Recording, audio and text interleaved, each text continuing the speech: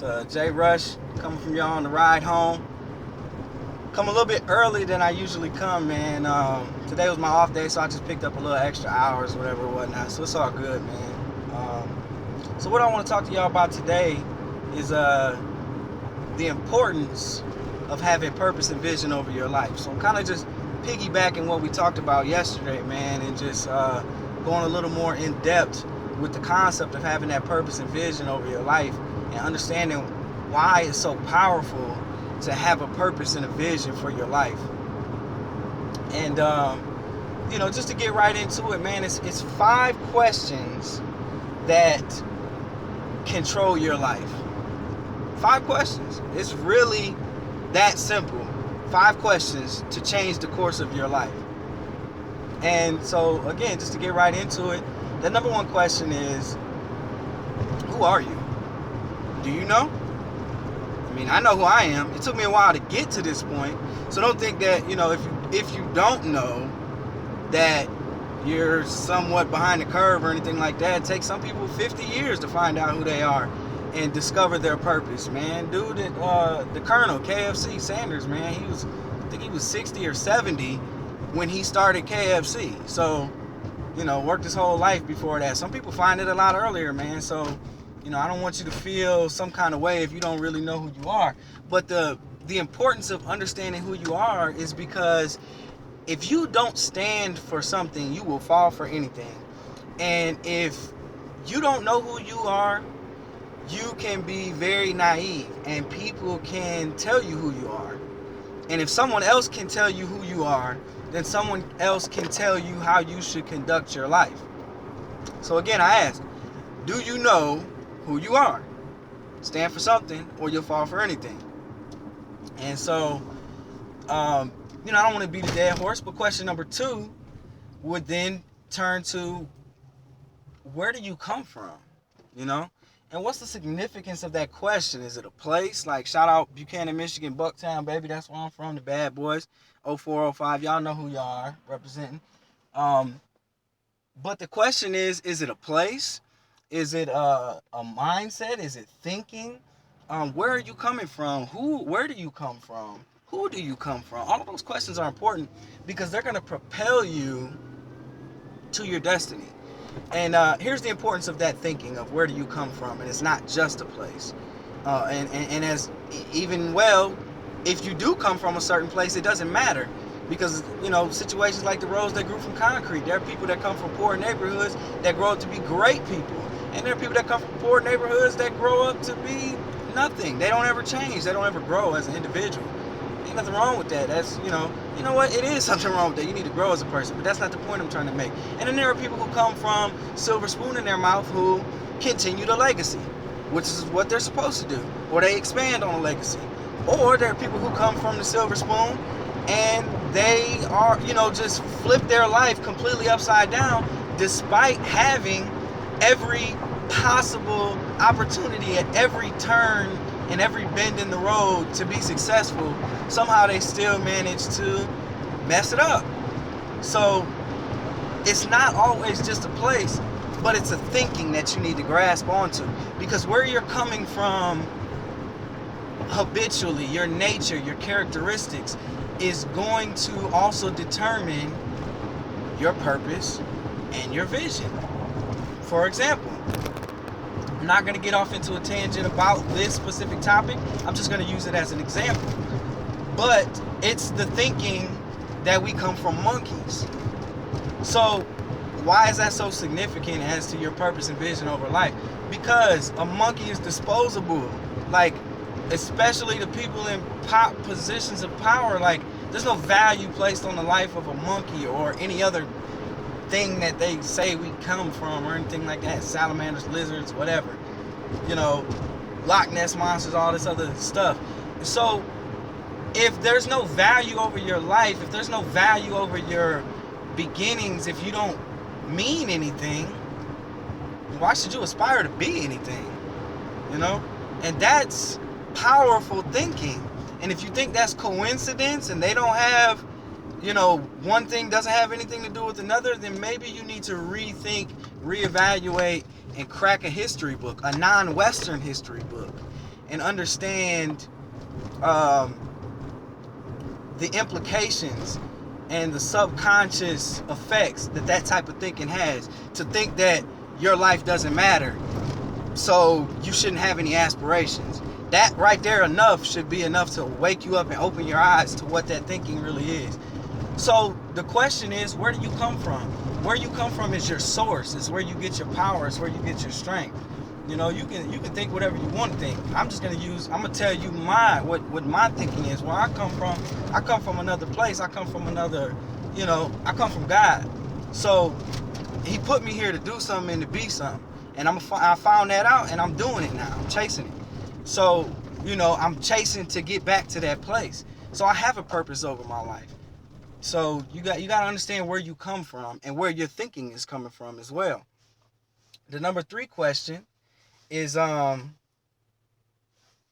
are you here? And that actually ties in with the last question is if you don't know where you come from, if you have no particular place where you're coming from, then why you're here doesn't really matter. You know what I mean? So why are you here? What's the purpose of that? And that actually is your purpose over life. For example, there are things that are naturally innate in me that I've discovered over time. People come to me for advice. So I've discovered that's part of my purpose, to help people, to teach people, to coach people on certain type of things. Just like people just naturally come to me for advice. They always tell me, oh, you give great advice, yada, yada, yada, all this other stuff. So that's one of my gifts. One of your gifts are going to determine why you're here, what your purpose is in life. So that's, you have to discover why you're here, what your gifts are. And we talked about that a little bit yesterday. And that's going to help you determine your purpose in life. Number 4 is, what can I do? What can you do is your potential. So what can you do? Well, I'm not rich yet. I'm not famous, which I don't really have aspirations to be.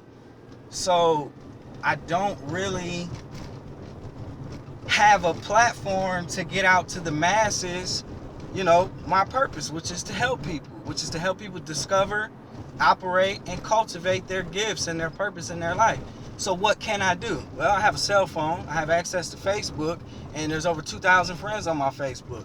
Well, right then and there, I can reach at least 2,000 people. Whether you watch the video or not, I'm doing my part. So you're doing what you can do, and that's your potential. And as you do what you can do, your influence grows.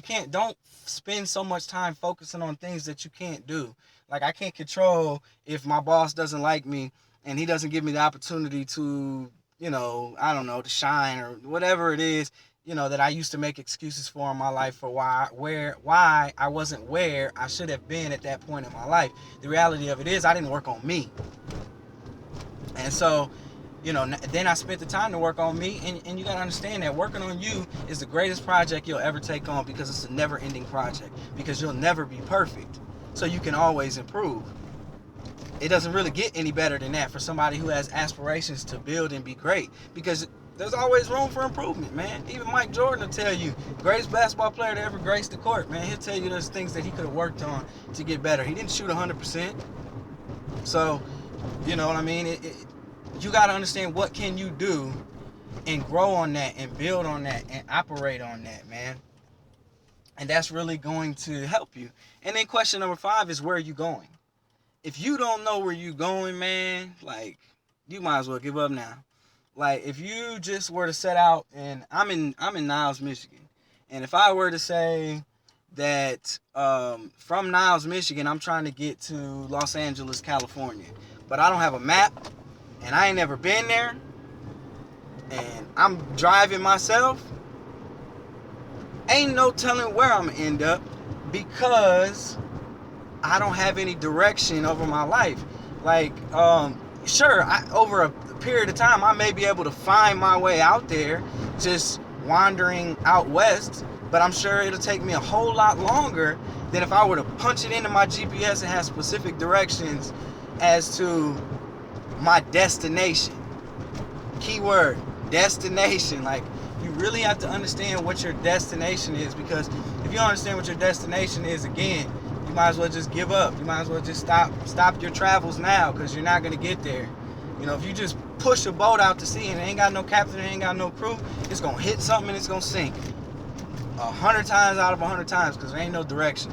Ain't nobody to set the sails and catch the wind and push you in the direction that you're supposed to be pushed in, man. So you have to have a direction, you got to have understanding. And that direction of where you going is going to help keep you on track. It's going to help keep you focused. Like if you're running track, you got lines that help you stay where you're supposed to be at, so that you can get where you're supposed to be a whole lot quicker than if you're just to take off and just be zigzagging, you know? So you got to have that direction over your life, man. And so those are the 5 questions. And so I have an additional question that I'd like to ask, man. And I know you guys can't necessarily answer it at, real time. But that question is, what do you think the wealthiest place on earth is?